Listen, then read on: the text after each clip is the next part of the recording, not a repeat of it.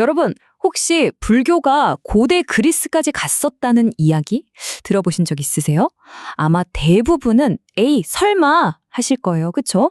오늘은 이 잘 알려지지 않은 정말 놀라운 역사를 한번 따라가 보면서 동양과 서양이 어떻게 연결됐는지 그 비밀을 파헤쳐 보겠습니다. 자, 바로 시작할게요. 우리가 보통 불교 하면 을의 동양 종교라는 이미지를 딱 떠올리잖아요.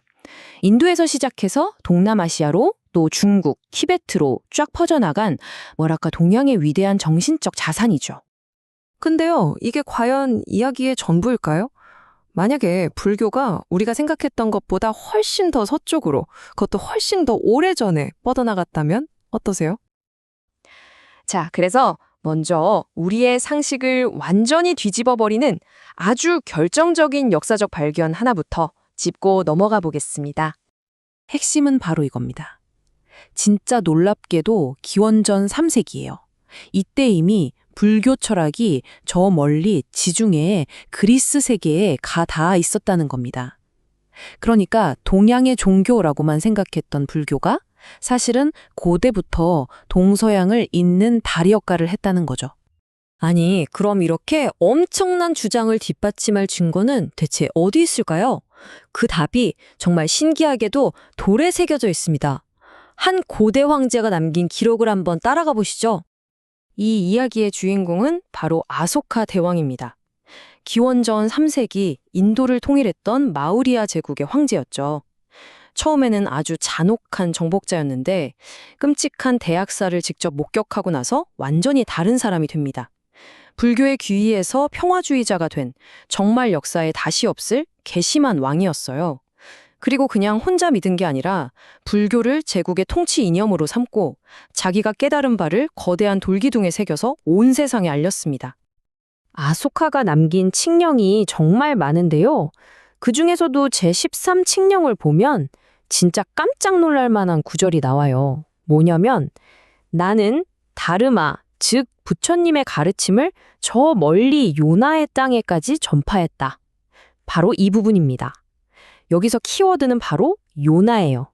이 단어 하나에 모든 미스터리가 담겨 있습니다. 자, 그럼 이 요나는 대체 누굴까요? 이 한 단어에 고대 세계를 잇는 거대한 비밀이 숨어 있습니다. 궁금하시죠? 정답은 바로 그리스인입니다. 요나는 고대 인도 사람들이 이오니아인, 그러니까 그리스 사람들을 부르던 말이었어요. 특히 알렉산더 대왕이 동쪽으로 원정한 이후에 중앙아시아랑 인도 북서쪽에 세워진 그리스계 왕국들, 바로 그 사람들을 가리키는 거죠. 이건 뭐 불교가 헬레니즘 세계랑 직접 만났다는 빼도 박도 못할 증거인 셈입니다. 자, 그럼 이 두 위대한 문명이 만나서 어떤 일이 벌어졌을까요? 다음 장에서는 이 만남이 얼마나 독특하고 아름다운 융합 문화를 만들어냈는지 한번 자세히 들여다보겠습니다. 심지어 불교를 받아들인 그리스인 왕까지 있었어요. 가장 유명한 사람이 기원전 2세기의 메난드로스 1세인데요. 이 왕은 밀린다라는 인도 이름으로 더 잘 알려져 있습니다.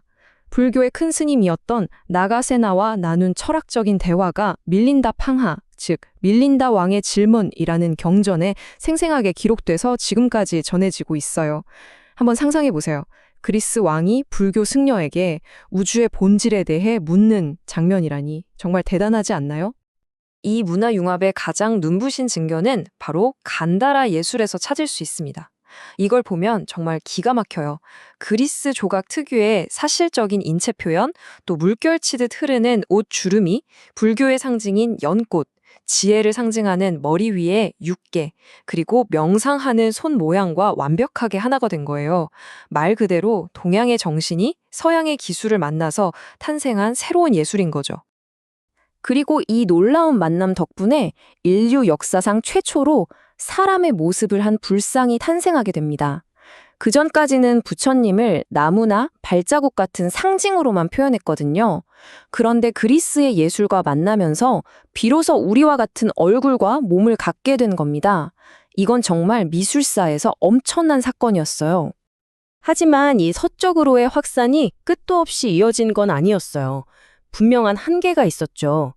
그럼 과연 어디까지 갔고 그 영향력은 또 어떤 형태로 퍼져나갔는지 조금 더 냉정하게 짚어보겠습니다.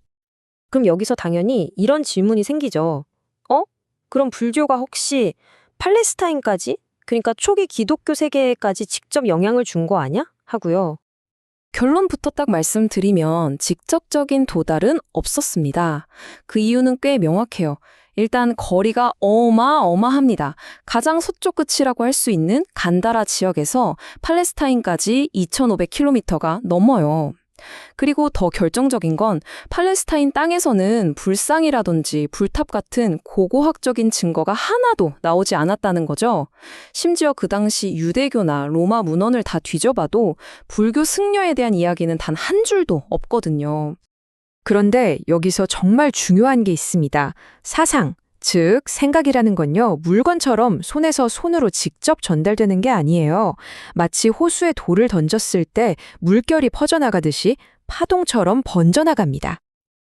그러니까 직접적인 만남은 없었을지라도 고대 세계 전체를 가로지르는 거대한 생각의 흐름, 사상의 물결은 서로를 향해 계속 움직이고 있었다는 겁니다. 헬레니즘의 윤리학, 인도의 명상, 페르시아의 세계관 같은 것들이 같은 시대의 공기를 마시면서 서로에게 보이지 않는 영향을 주고받았을 수 있다는 거죠. 자, 이제 슬슬 결론을 내릴 시간입니다.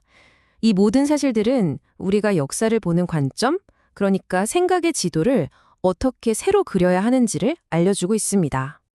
아소카의 측령이 우리에게 들려주는 이야기는 이 한 가지 사실을 아주 명확하게 보여줍니다. 불교는 그냥 아시아에만 머물렀던 종교가 아니라 이미 2000년도 더 전에 전 지구적인 문명 교류의 한복판에 서 있었던 핵심 플레이어였다는 사실 말이죠. 오늘 내용의 최종 요약입니다. 로마 유대 세계와 직접 물건을 주고받는 교류는 없었을지 몰라도 서로의 생각이 스며드는 교차는 분명히 있었습니다. 이게 바로 핵심이에요. 서로 다른 문명이지만 같은 시대적 고민을 공유하면서 어쩌면 비슷한 해답을 향해 나아가고 있었던 거대한 흐름이 존재했다는 거죠. 마지막으로 이 질문을 한번 던져봅니다. 우리가 그동안 너무나 당연하게 그어왔던 동양과 서양이라는 역사적, 문화적 경계선.